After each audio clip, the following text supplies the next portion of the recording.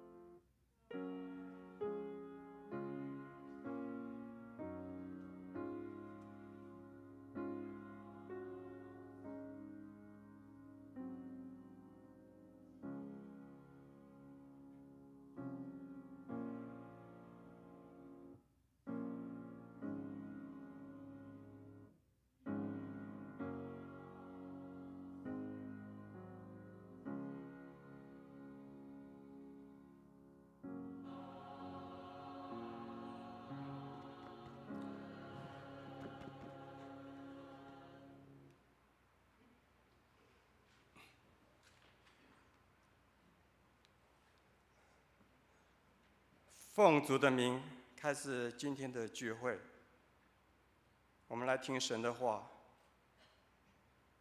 全地要敬拜你，歌颂你，要歌颂你的名。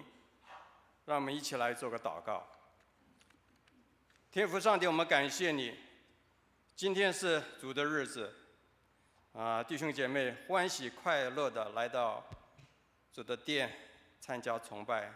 主要这个时候，我们要把我们一切的忧虑、烦恼完全的卸下，让我们能够用心灵和诚实来敬拜你。愿圣灵大大动工，使每位弟兄姐妹在现场或者是在线上的，都能够在今天的崇拜当中灵里得喂养，新生灵都能够大大得力。我们也在它里面得到平静、安稳，还有喜乐。主啊，要使我们能够愿意寻求你的旨意，也可以明白你的旨意，更有顺服的心，使你的旨意在我们的身上得以成全，也使我们的眼目明亮，明白今日世上所发生的各种苦难挑战。再一次的说明，主啊，你的再来日子近了，让我们能够更加警惕自己，真心悔改，警醒祷告，谦卑顺服，来欢迎基督二次荣耀的降临。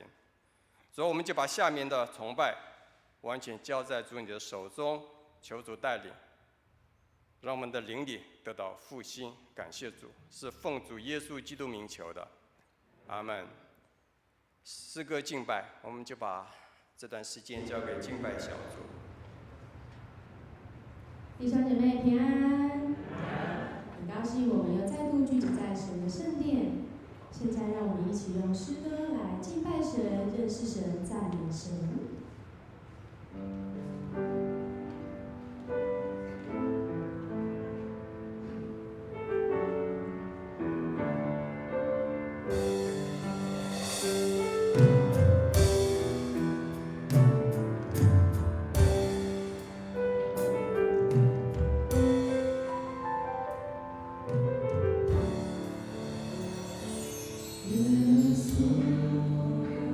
神在公义救主，彰显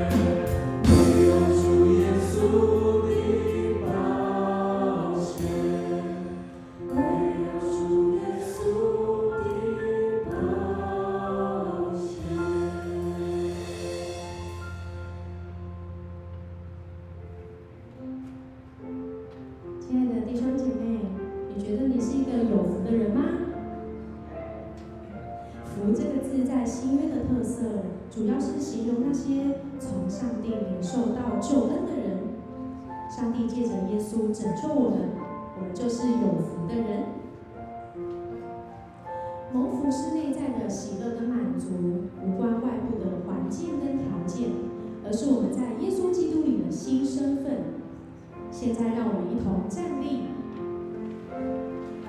我们一起来唱出我们的信息，我们的见证。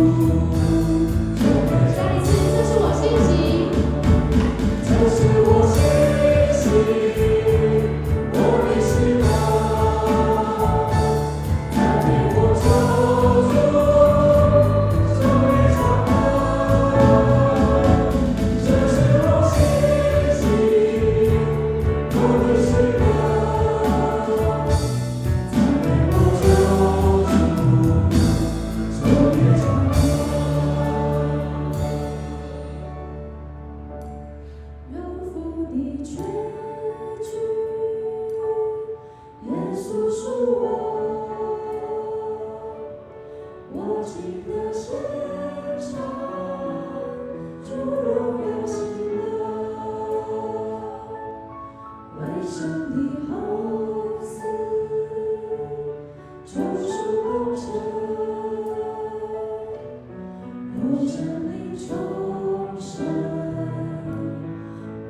谢喜主。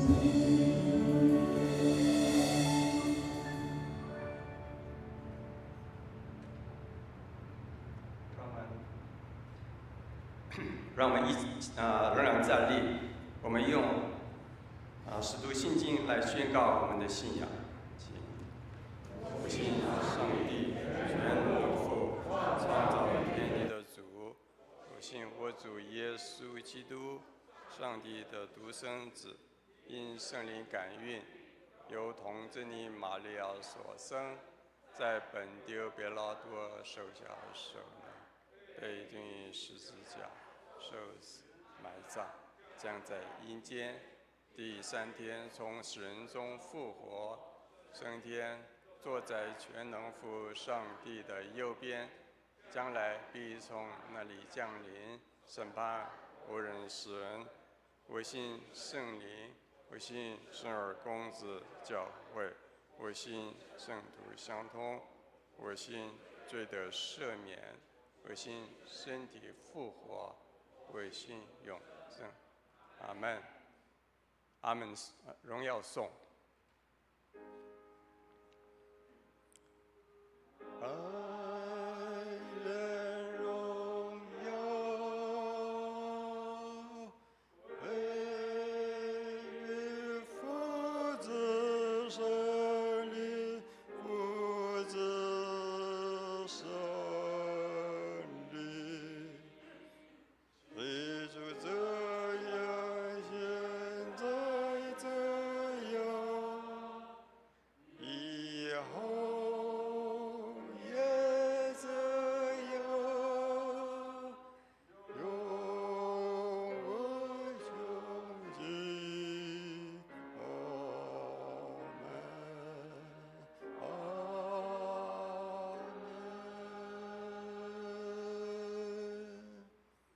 请坐。起因文，诗篇20篇，在旧约的553页。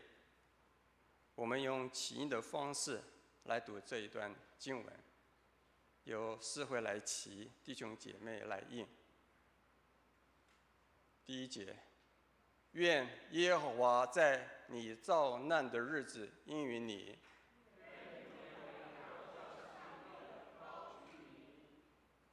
愿他从圣所救助你，纪念你的一切贡献，将你心所愿的赐给你。我们要因你的救恩夸胜，要奉我们上帝的名树立旌旗。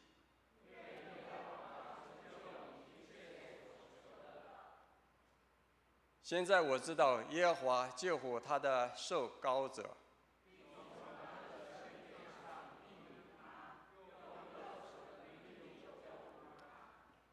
有人靠车，有人靠马，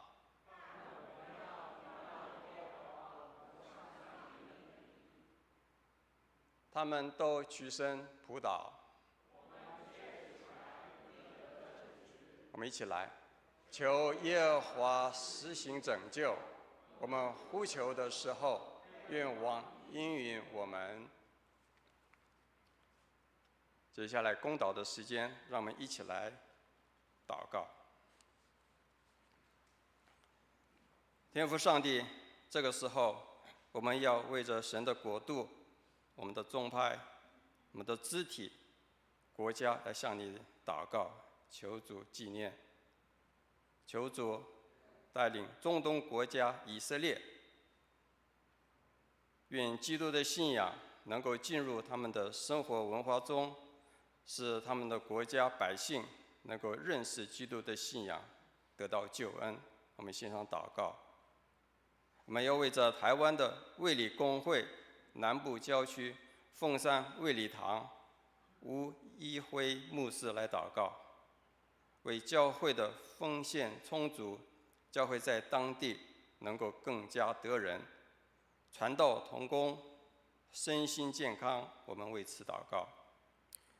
我们也要为着现今在战火中的国家，俄罗斯、乌克兰、以色列、巴勒斯坦等国家来祷告，愿战火止息，愿和平能够降临。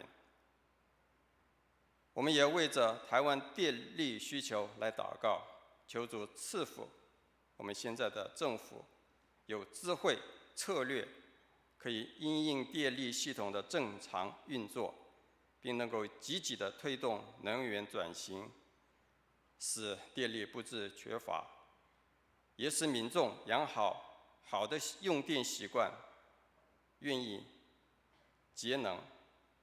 主啊，我们把这一切求告在你的面前。我们一起来用主祷文做结束的祷告。我们在天上的父，愿你的名为圣，愿你的国降临，愿你的旨意行在地上，如同行在天上。我们一人的饮食，今日赐给我们，免我们的债，如同我们免了人的债，不叫我们遇见试探，救我们脱离凶恶。因为国度、权柄、荣耀，全是你的，直到永远。阿门。今课，我们请品存弟兄来我们读撒母耳上还有马可福音。平安。本周第一经课于旧约圣经撒母耳记上第15章34节至第16章13节。撒母耳记上第15章34节至第16章13节。34节起，撒母耳回了拉玛，扫罗上他所住的基比亚，回自己的家去了。撒母耳直到死的日子，再没有见扫罗。但撒母耳为扫罗悲伤，是因耶和华后悔立他为以色列的王。耶和华对撒母耳说：“我既厌弃扫罗做以色列的王，你为他悲伤要到几时呢？你将膏油盛满了脚，我差遣你往伯利恒人耶西那里去，因为我在他众子之内预定一个作王。”撒母耳说：“我怎能去呢？扫罗若听见，必要杀我。”耶和华说：“你可以带一只牛犊去，就说：我来是要向耶和华献祭。你要请耶西来吃祭肉，我就指示你所当行的事。我所指给你的人，你要膏他。”撒母耳就照耶和华的话去行。到了伯利恒，那城里的长老都战兢兢地出来迎接他，问他说：“你是为平安来的吗？”他说：“为平安来的。我是给耶和华献祭，你们当自洁，来与我同吃祭肉。”撒母耳就使耶西和他众子自洁，请他们来吃祭肉。他们来的时候，撒母耳看见以利亚，就心里说：“耶和华的受膏者必定在他面前。”耶和华却对撒母耳说：“不要看他的外貌和他身材高大，我不拣选他，因为耶和华不像人看人，人是看外貌，耶和华是看内心。”耶西叫亚比拿达从撒母耳面前经过，撒母耳说：“耶和华也不拣选他。”耶西又叫玛莎从撒母耳面前经过，撒母耳说：“耶和华也不拣选他。”耶西叫他7个儿子都从撒母耳面前经过，撒母耳说：“这都不是耶和华所拣选的。”撒母耳对耶西说：“你的儿子都在这里吗？”他回答说：“还有个小的，现在放羊。”撒母耳对耶西说：“你打发人去叫他来，他若不来，我们必不坐席。耶西就打发人去叫了他来，他面色光红，双目清秀，容貌俊美。耶和华说：“这就是他，你起来膏他。”撒母耳就用脚里的膏油，在他猪胸中膏了他。从这日起，耶和华的灵就大大感动大卫。撒母耳起身回拉玛去了。以上是第一经课。第二经课呢，于新约圣经马可福音第4章26至34节。新约圣经马可福音第4章26至34节。26节起，又说：上帝的国如同人把种撒在地上，黑夜睡觉，白日起来，这种就发芽见长，那人却不晓得如何这样。地生五谷是出于自然，先发苗，后长穗，在后穗上结成饱满的籽粒。谷既熟了，就用镰刀去割，因为收成的时候到了。又说：上帝的国，我们可用什么比较呢？可用什么比喻表明呢？好像一粒芥菜种，种在地里的时候，虽比地上的白种都小，但种上以后就长起来，比各样的菜都大，又长出大枝来，甚至天上的飞鸟可以宿在它的荫下。耶稣用许多这样的比喻，照他们所能听的，对他们讲道。若不用比喻，就不对他们讲。没有人的时候，就把一切的道讲给门徒听。以上是神的话。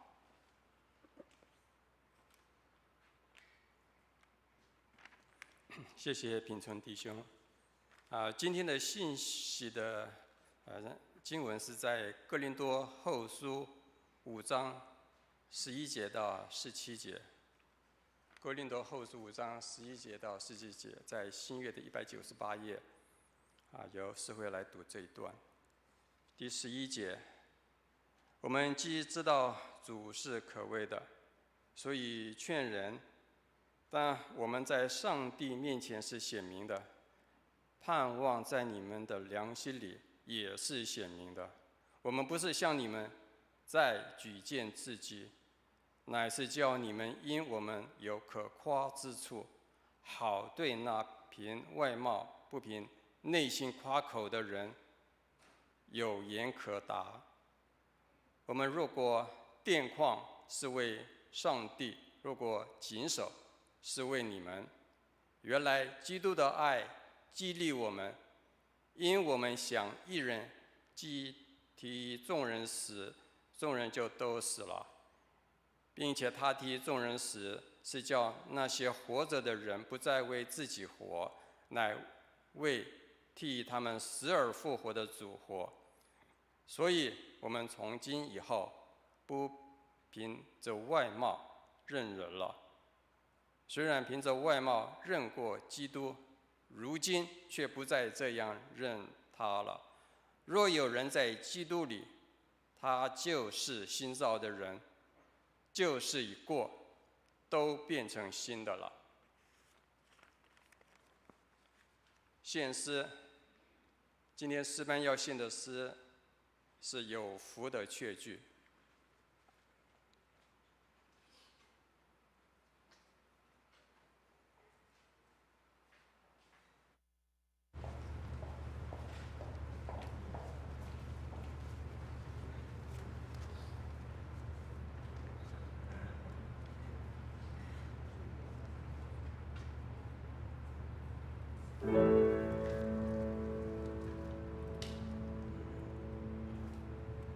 这是我心心，我的心。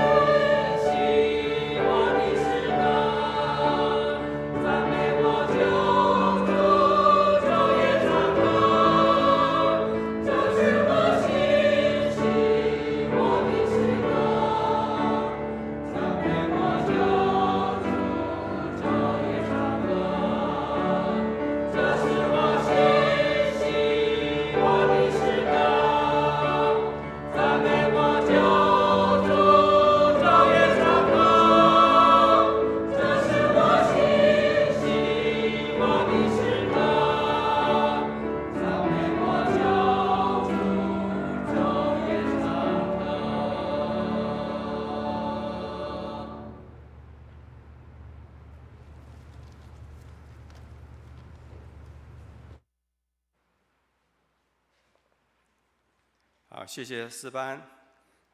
接下来牧师要为我们证道，题目是新人新眼光。我们把时间交给牧师。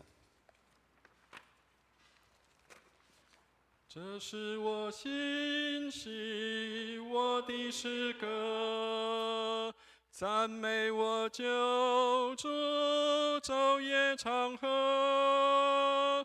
这是我心喜我的诗歌，赞美我救主，昼夜长和。弟兄姐妹，今天早上我们领到双倍的祝福，有没有？这两首歌，今天早上带敬拜的跟我们的诗班都唱同样的一首歌，但是各位会听到不同的风格。我上次跟昨天这个我们的敬拜团在练习的时候，我说他们唱的像小清新。那今天我们的诗班的献诗是激昂的，是一种激情的，让我们可以振奋的一种感受。你的诗歌是什么？很多时候我们也喜欢唱诗歌，我不晓得弟兄姐妹，你自己的诗歌，你最喜欢的诗歌是哪一首？是有福的确据，是耶稣恩友，是奇异恩典，不知道是哪一首都没有关系。也许每一首歌都不一样，或者你可能速度调快一点或调慢一点，也许同一首歌都可以唱出不同的味道。也许人生的阶段也像这样，也许年轻的时候会慷慨激昂，也许年老的时候会有一些速度放慢。但是不论哪一首诗歌，愿主帮助我们，它都成为我们生命的显现，都成为我们生命的祷告。愿上帝祝福我们，让我们透过诗歌来表达我们对上帝的感恩跟感谢。先分享一个故事啊，各位知道在圣经里面有一个很有名的故事，有一个园主，他种了一棵无花果树在葡萄园里面，然后这一棵树长得很大，但是一直不结果，所以后来这个园主他就有点不耐烦了，他就跟这个看园子的说，这个树已经在这边白占土地这么久，是不是把它给砍了呢？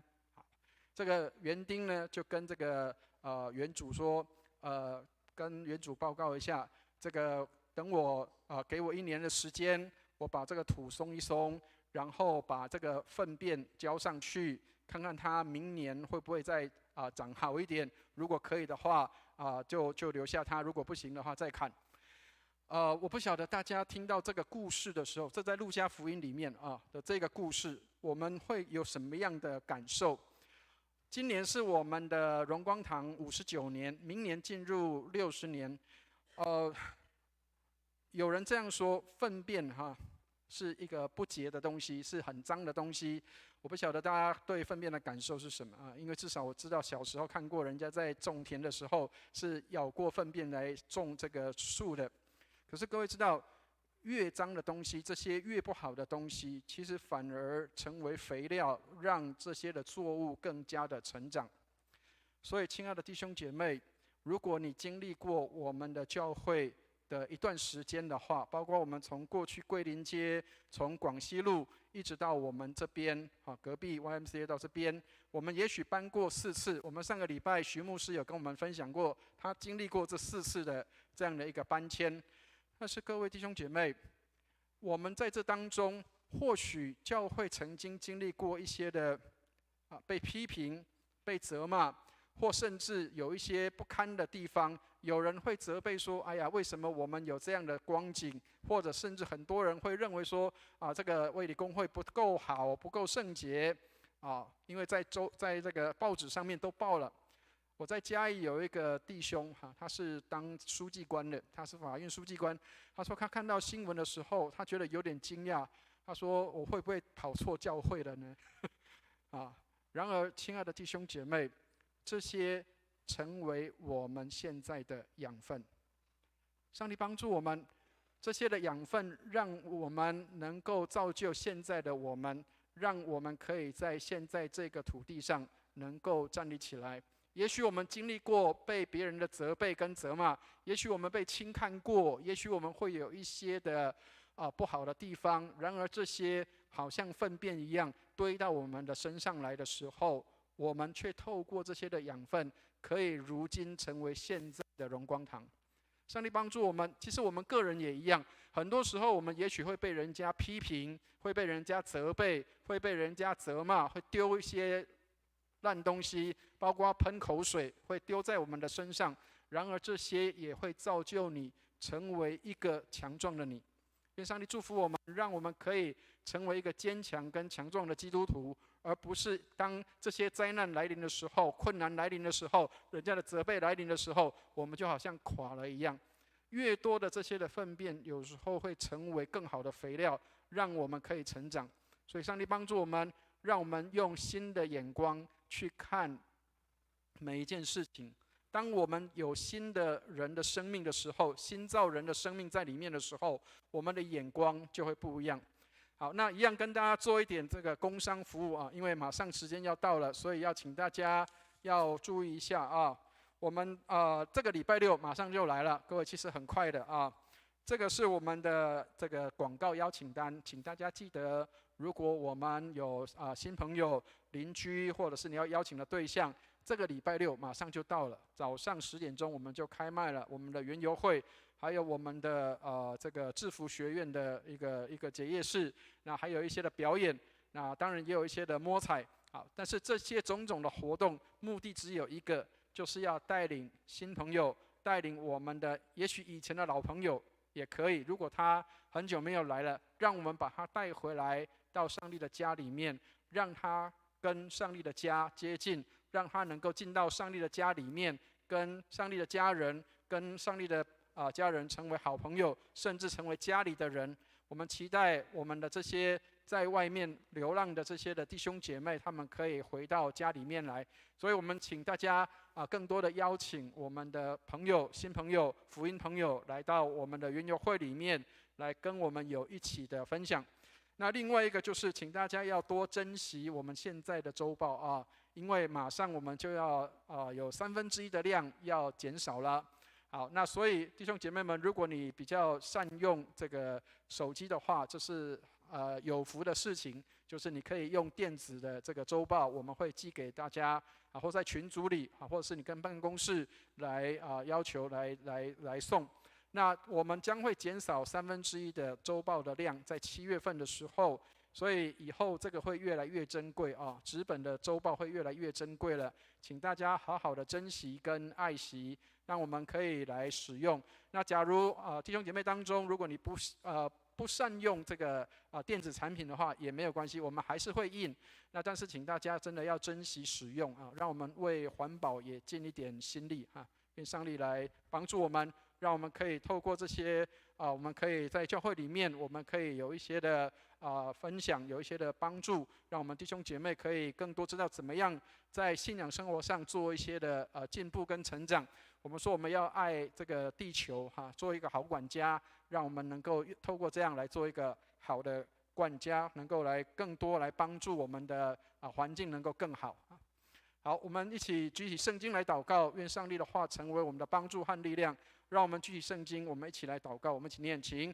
这是我的圣经，他说我是谁，我就是谁。他说我拥有就拥有，他说我可以就可以。今天神的话要来教导我，我诚心悔改，我心里警醒，我灵谦卑受教，我就不再一样。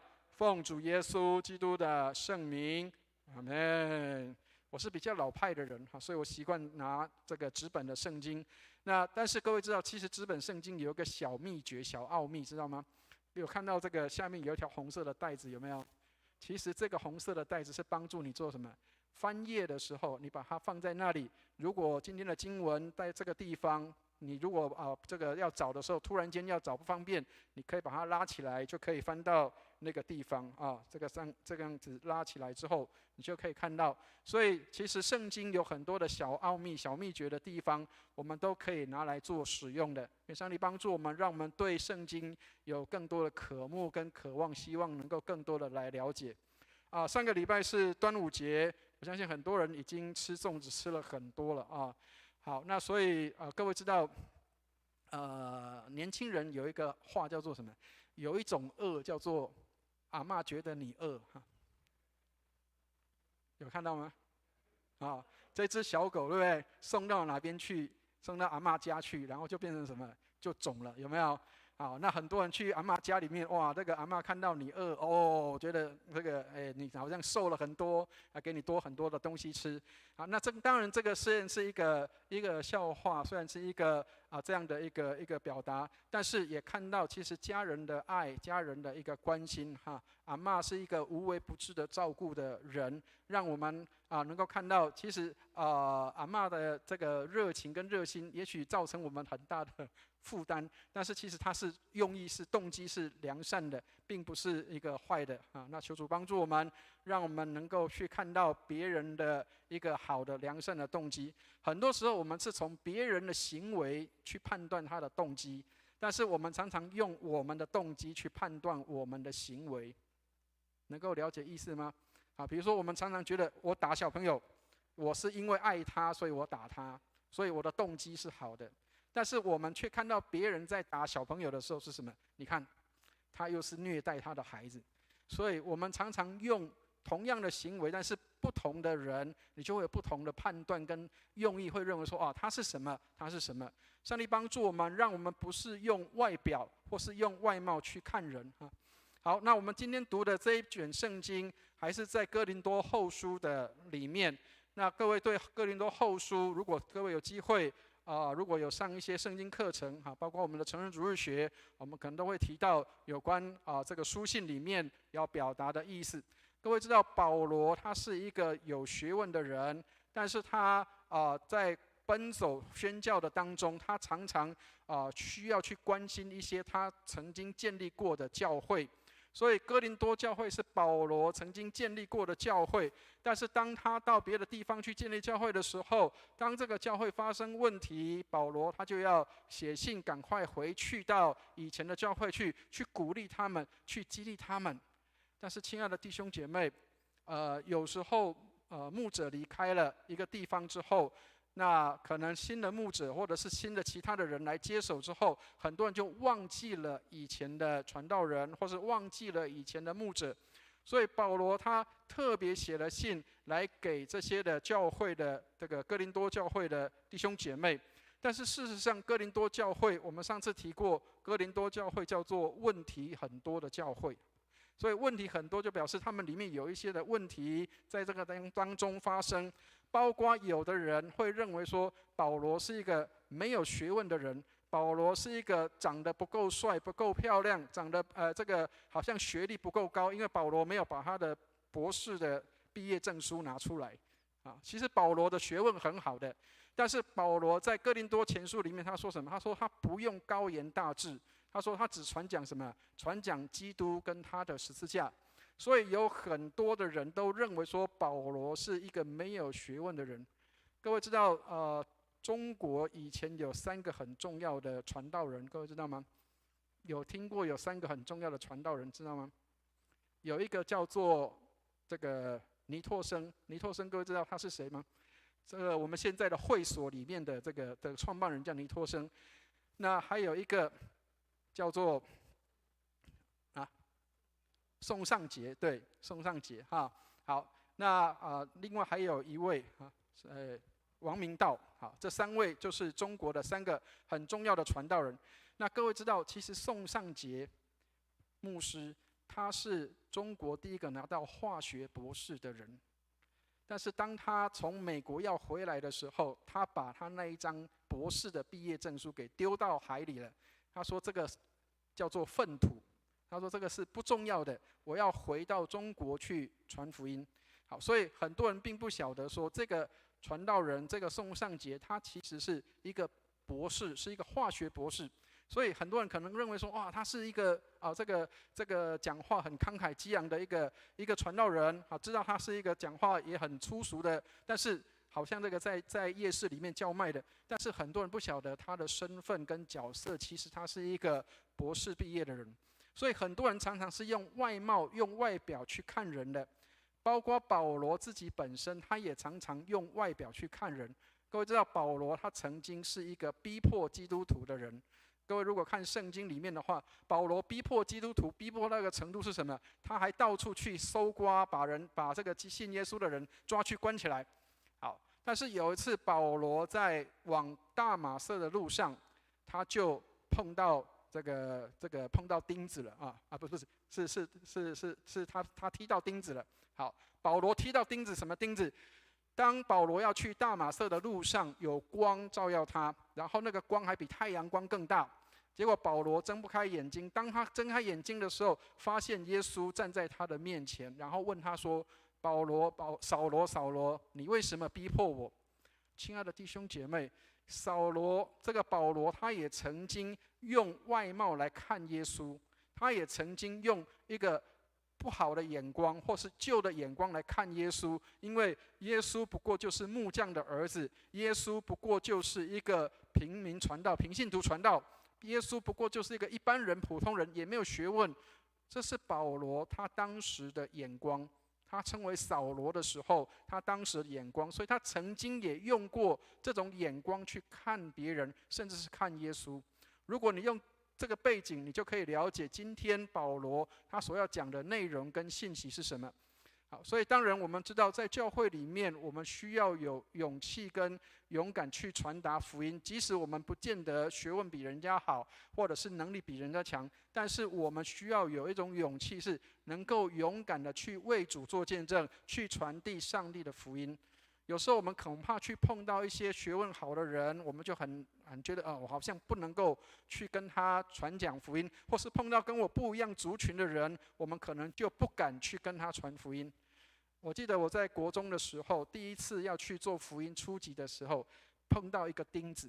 那个钉子是什么？有一个阿伯，他是讲台语的。那个时候，各位知道早期如果跟我年纪差不多，应该都经历过。以前早期在学校里面是不能讲方言的，不能够讲台语的。好，所以我们通常都被教育的，这个字正腔圆，讲华语都是要讲的字正腔圆。我第一次去传福音的时候，碰到钉子是什么？这个阿伯跟我讲说：“你若不爱看我讲台语，我就不爱看你讲话。”听得懂意思吗？他用台语说：“他说你如果不跟我讲台语的话，我就不跟你谈任何的话语。”好，那为了要传福音给这个阿伯，所以我后来回到家里面就拼命学台语，然后到教会里面去，我认真听牧师讲台语，然后去看那个很别扭的那个罗马拼音，但是其实看不懂，但是尽量的希望可以用台语去跟人家做接触，因为有一些族群他们是需要用这个话语的。好，所以亲爱的弟兄姐妹，有时候我们在传讲信息的时候，需要有一些勇气。那个勇气不一定是只是去告诉人信息，而且是要改变我们自己。改变我们自己，让我们自己可以去帮助那些人，让我们自己可以去跟人传福音、做见证，用他们的语言，用他们的话语。亲爱的弟兄姐妹，上帝帮助我们，让我们能够有勇气来改变，为了福音来改变，为了耶稣基督传递信息，能够来改变我们自己。好，所以我们来看一下保罗他告诉哥林多教会的弟兄姐妹一个什么样的信息，让他们能够知道不要看我的外表。我们来看12节的地方，我们一起来念一下12节一起念来。我们不是向你们在举荐自己，乃是叫你们因我们有可夸之处，好对那凭外貌不凭内心夸口的人有言可答。好，为什么保罗要说这个话？其实要看上下文因为保罗在哥林多教会的时候，各位在一些的教会历史里面来形容保罗，说他是一个矮小的人，甚至是一个秃头的人，外貌是不怎么样的人。然而在当时的时代里面，在以前的时代里面，很多人是看外表的。你长得体面，或是长得高又帅的话，恐怕你的讲话，或是你有学问，恐怕你的讲话人家的接受度是高的。但是保罗并不是这样。保罗他虽然是很矮的，他虽然外表上面不是那么样的帅气好看，但是他很认真的去传递上帝的信息，他很真实的去讲出耶稣基督在他生命当中的改变。所以保罗提醒那些只有看外表的，不是看内心的人，要提醒他们说，不要只是看人的外表，不要只是夸口外在，而是要去看到人的内心。亲爱的弟兄姐妹，有时候内心的表达比外在更重要。有的人很会讲话，但是其实他的内心里面并没有那样的真实。所以保罗他是一个很真实的人，他将基督的福音从他自己的生命改变调整，再传递给其他人。所以保罗他成为一个这样的一个祭司，他将人带到上帝的面前，也将福音带到人的面前。圣经里面给我们看到，我们是君尊的祭司。祭司有一个很重要的角色，就是我们要把人的需要带到上帝的面前，为别人代祷。那另外一个重要的事情，就是我们要将神带到人的面前来，因为福音是上帝的大能，要把它带到人的面前来。所以马丁路德这样说：我们成为祭司，借着祷告，我们把人带到上帝的面前；借着福音，我们把神带到人的面前。亲爱的弟兄姐妹，上帝帮助我们，我们有这样的一个身份跟角色，让我们可以把人带到上帝面前，然后把神带到人的面前，让我们能够善用这样的身份跟角色，常常为别人代祷跟祷告。很多人说我不能够站在台上服侍，或是我甚至很多事情我都不能做，但是我们可以为别人祷告，把人带到上帝的面前。我们也可以把上帝的话语带到人的面前，让人的心能够得到安慰，得到帮助。特别在这个世代里面，有许多人需要祭司的祷告，需要祭司来为他们祷告，需要祭司把上帝的话能够带到人的当中。以前我不太喜欢这个赖群组上面很多人会传递早安、午安、晚安因为常常会叮咚叮咚。但是现在我觉得蛮好的，为什么？现在我发现其实有很多人很需要，他可能在传递的这个金句或是早安、午安、晚安的当中，他可能就安慰到人，可能就帮助到人。我们有一个弟兄他也很可爱，他说：牧师你要记得哦，我有叮咚给你的时候，表示我人还在。如果我没有给你叮咚的时候，就是表示我人可能不晓得怎么样了。那这样我也好方便去知道说我怎么样去关心这个人。所以亲爱的弟兄姐妹，有时候我们可能送一个话金句给别人，也会让人得帮助。好，所以我们看保罗他是一个什么样的人？我们来看一下13节，我们一起念一下13节，一起念来。我们若果癫狂，是为上帝；若果谨守，是为你们。保罗他是一个勇敢为主传福音的人，所以他常常去到很多危险的地方，或甚至是一些人家不愿意去的地方，他都过去那里。所以有人说他是癫狂了，他好像一个狂人一样。但是保罗说我是为上帝癫狂的。但是保罗说，如果我谨守，我规规矩矩的，如果我很乖乖的，是为了谁？是为了教会，为了弟兄姐妹。所以亲爱的弟兄姐妹，保罗很用心在牧养教会，保罗很用心在照顾弟兄姐妹。保罗知道我的热心是为着上帝，但是我能够规规矩矩的，是为着弟兄姐妹的需要。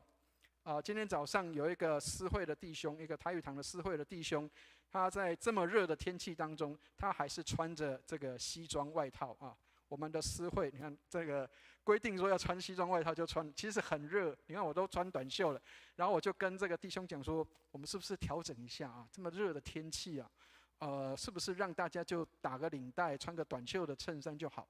我们这个台语堂这个弟兄他很坚持，他说进来教会里面一定要把最好的献给上帝。他说他觉得他没有穿长袖的那个衬衫都已经觉得很丢脸，他觉得还是要把外套穿起来。他就这样让人看到说这个私会的人是很谨慎的，是很认真的。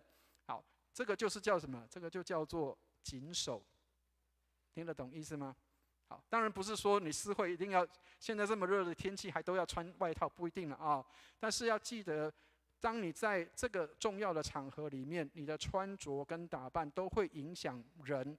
所以保罗为什么说他谨守，就是这个意思。为了人的缘故，我必须要规规矩矩的，我要很正正当当的，而不是去随便的。亲爱的弟兄姐妹，上帝帮助我们。如果癫狂，保罗说，如果我癫狂是为上帝，但是如果是谨守，是为了大家的好处。好，所以保罗不是为自己，他所做的事情为上帝，为弟兄姐妹，他没有为自己去多想这些。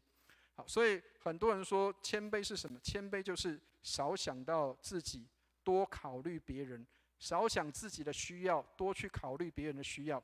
好，所以我们来看一下14节的地方，耶稣基督他为我们死，以至于他也是这样来服侍众人。也许人看轻他，也许人认为他好像不是像英雄一样。犹太人到现在还没有信耶稣的原因，也是因为他们认为弥赛亚不应该是钉在十字架上的。我们来看一下14节的地方，我们一起来念一下14节，一起念来。原来基督的爱激励我们，因我们想一人既替众人死，众人就都死了。好，这个是我们在信仰上的一个很重要的表达。耶稣基督钉在十字架上，不是他死了，是他为众人来死。所以为众人来死，看起来是他死了，其实他为我们众人死，以至于我们众人跟他连结在一起，好像我们的旧人也死了，也死在十字架上。所以用正确的眼光来看耶稣，耶稣在十字架上是为了我这个罪人来死的，耶稣为我们这个罪人来死，耶稣为我们这个没有办法赎清罪债的这个罪人来死。曾经有一个传道人这样说，如果世界上只有我一个罪人，耶稣都要这样为我死。耶稣的死是为罪人死，好让罪人能够有机会得到赦免。好，所以我们来看一下，基督本是道成肉身的上帝，所以他的救赎是有效的。耶稣基督的这样的一个救恩跟救赎，让我们信靠他的人就可以这样来蒙恩。所以我们活着要怎么样来活？我们来看一下15节，我们一起来念一下15节，一起念来。并且他替众人死，是叫那些活着的人不再为自己活，乃为替他们死而复活的主来活着。所以亲爱的弟兄姐妹，耶稣为我们死，好让我们活着是为他而活。这个就是今天保罗他传递的讯息里面这个重要的讯息，就是耶稣为我死，为我们众人死了，好让我们也能够来为他而活，为耶稣而活。所以我们做任何事情都是为耶稣而做，为耶稣而活，为耶稣而去服侍这些事情，不是为我自己，不是我自己能够做些什么，而是一个新的生命在我里面，耶稣在我们的里面。各位如果有看过洗礼的经过，其实很多人喜欢叫做浸礼，或是叫做去这个海边，或者是这个在这个缸里面泡在里面。其实这个浸礼是很容易表达死而复活跟新生命的一个很重要的表征啊。各位知道以前早期，当然电视里面演的，千万不要以为那个是真的。其实我们现在需要去了解跟认识，它有一个用意在的。早期在洗礼的时候，如果是泡进水里的话，进水之前要先穿黑的衣服。各位知道为什么要穿黑衣服，知道吗？表示我是一个罪人，所以我这个罪人来就近到主的里面，所以要在活水里面要泡进去。好，然后泡进去的时候，所以那个穿白衣服泡进去是错的啊。好，所以黑衣服进去之后，然后整个埋进去，然后再出来，就像死而复活一样。好，然后这个穿上来之后，这个人上来之后要穿上什么？白色的袍子，表示过去的这个黑的已经过去了，我现在穿上的是公义的袍子，是白色的。好，然后会再给你喝一杯奶蜜茶，表示什么？表示上帝的话现在进到我的里面，他的话就像奶，就像蜜一样的甘甜。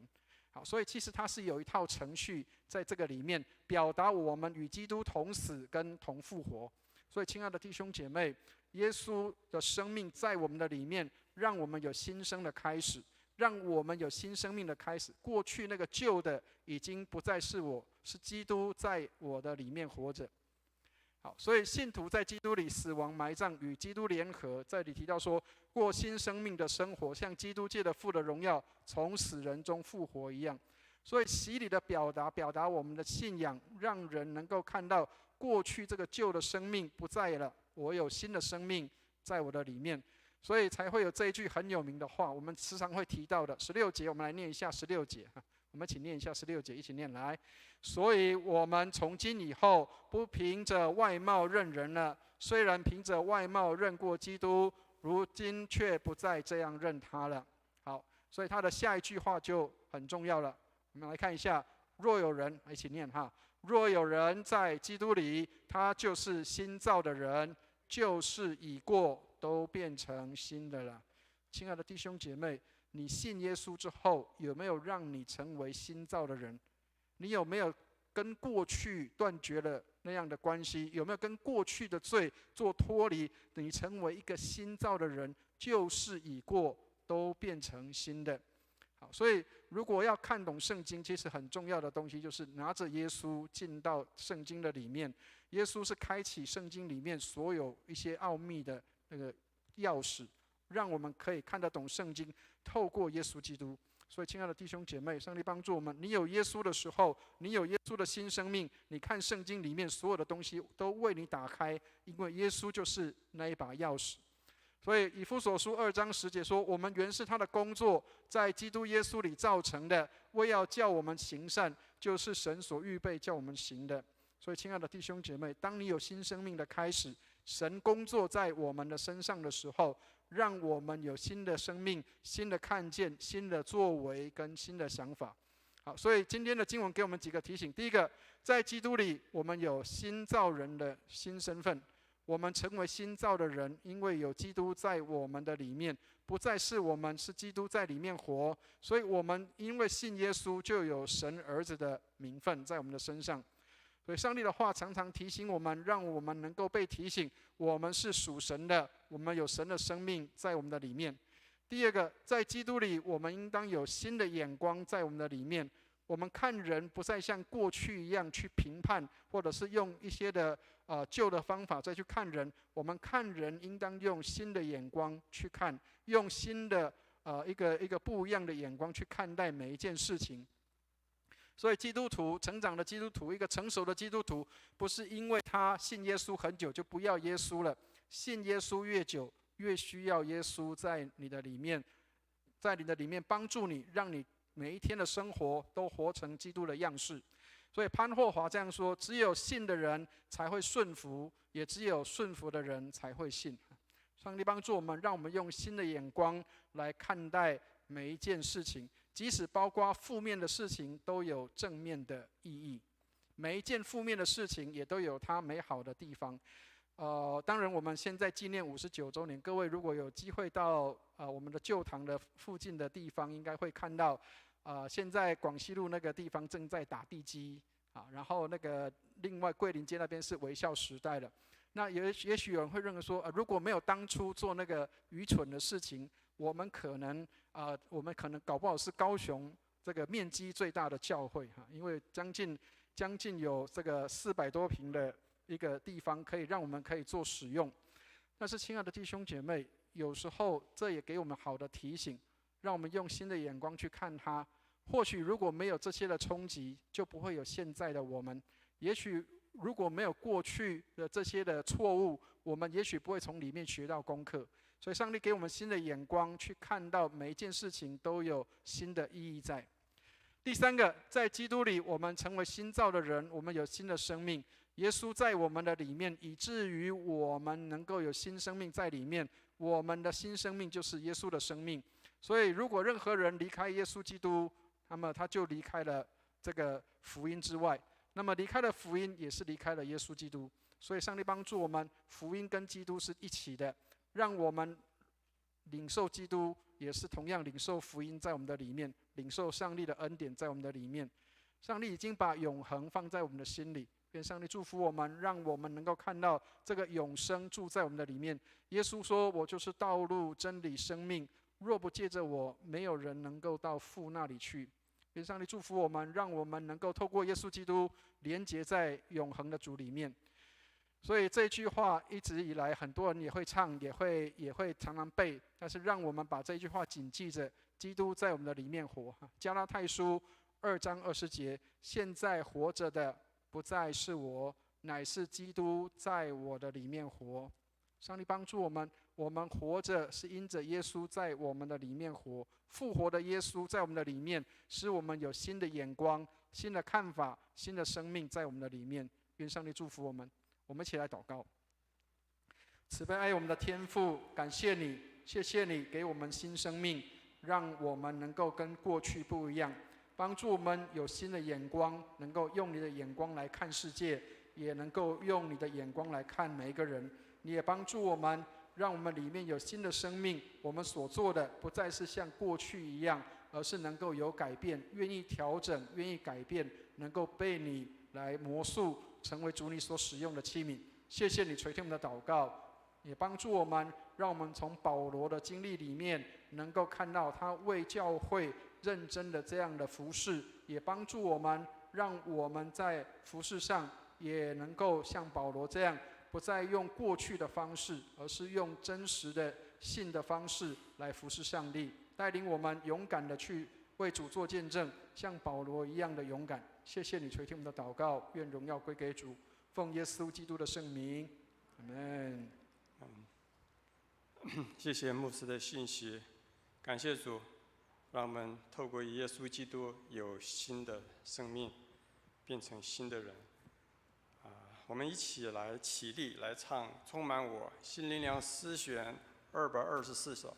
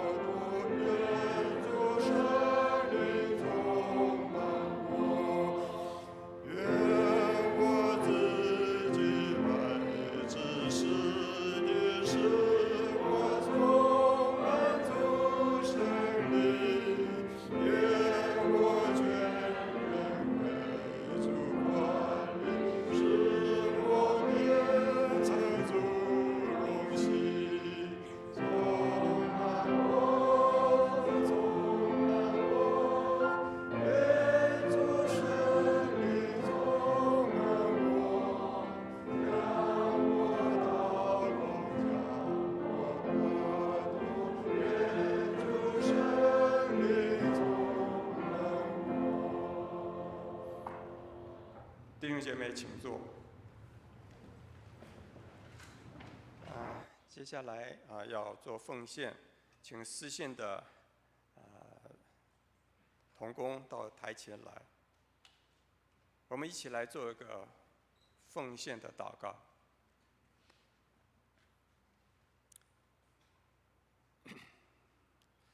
天父上帝，我们谢谢你，让我们能够来到你的面前。你也赐给我们丰富，让我们没有所缺。主啊，这个时间也让我们能够从你赐给我们的当中奉献一部分，现在坛前，求主使用，也祝福每一位。我们就把下面时间仰望交托，奉耶稣基督名求的，阿们。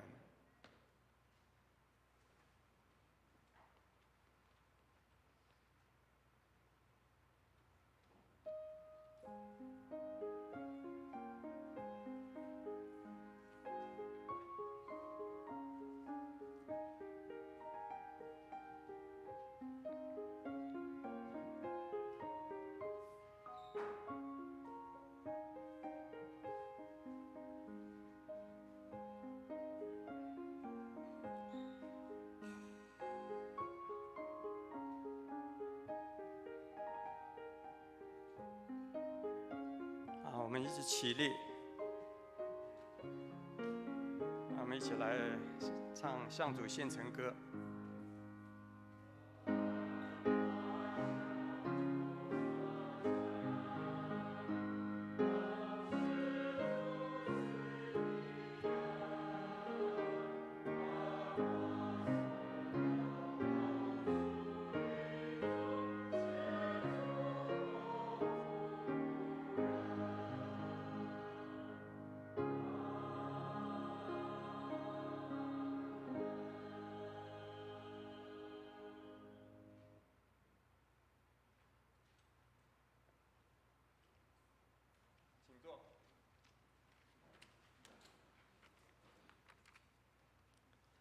问安差遣礼哈，我们先来介绍一位新朋友，石小平姐妹，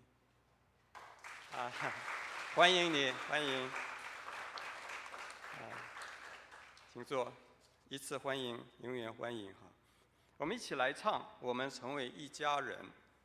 当我们唱第2次的时候，我们就起立，拱手问安。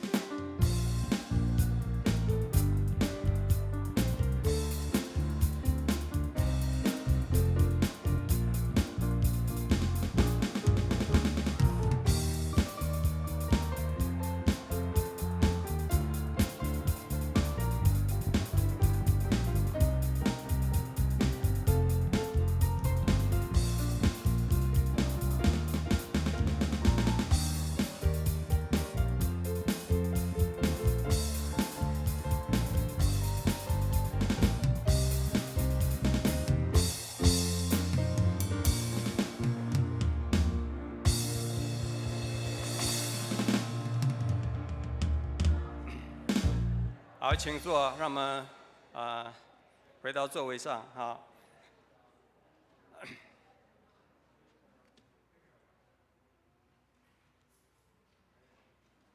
好，接下来有一些教会的事工的报告啊。那教会消息下周是本堂59周年的堂庆主日，愿上帝祝福我们迈上了60年。这里面就要提醒一下，如果是有纪念文章的撰写，或者是教会互动的照片呢，如果有一些照片，你可以送到办公室来做统整。下周6的这个园游会，牧师刚才已经介绍过了，不再做重复。这里面有一点就是说，在这个园游会当中有摸彩的活动，但是摸彩活动大家要记住，摸彩活动要有园游券才可以参与的哈。所以如果是要参与摸彩的话，还是要买几张园游券。好，第3项，2024年的 MYF 卫理青年团的暑期，他要举办的是开启小铃铛Follow Jesus 那也邀请我们本堂的青少年，这里包括小6升国1的学生到高3毕业前那这个部分就希望鼓励更多的一些年轻人能够参与这样子的活动。教会有补助了所以详细的情形可以跟办公室来接洽。然后教会预计在7月份牧师会带领几个课程，启发课程实验小组这个课程是在每主日的后的11点半到12点半，为期是12周希望能够学员都可以参与但是这里有人数的限制，12人为主，所以说大家如果是有意愿尽快的加入报名，它是免费的。好，另外就是第6项教会在7、8月要推动的是暑期的读经课程有2堂，一个是每周6上午9点半到11点半，它是台语的读经班，读的是马可福音另外就是每周5晚上7点到8点，它是线上的群组读书分享会这个分享会里面有灵命成长的52个好习惯希望大家可以参与了，因为这个是对我们习惯有一些比较好的一些建议可以改善我们的一些习惯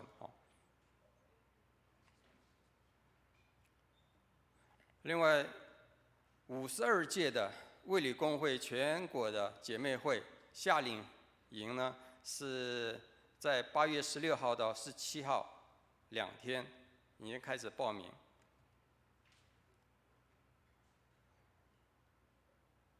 报名的部分请接洽办公室招聘干事。好，那我们今天的报告就先到这里，让我们一起起立，我们来唱3一颂。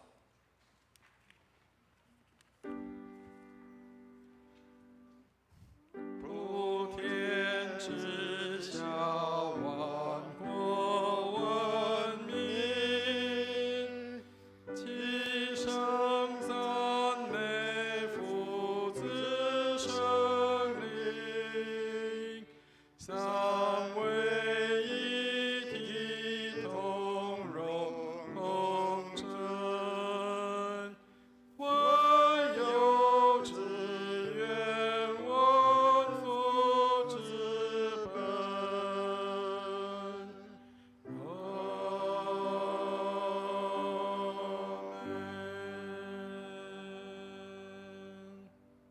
请牧师祝福。补充一下，我们今天有成人主日学请大家记得会后到各班教室上课我们一起来领受祝福。慈悲爱我们的天父，感谢你将你的爱子耶稣基督赐给我们，让我们能够有新生命在我们的里面，赐给我们成为新的人，有新的眼光来看每一件人事物。愿我主耶稣基督的恩惠、天父上帝的慈爱、圣灵的感动与交通，常与我们众人同在，从今时直到永永远远。阿们。阿门颂。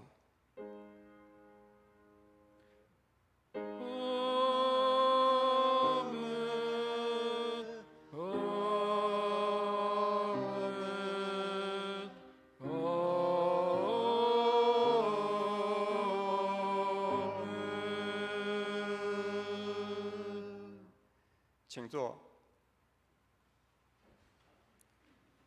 订约。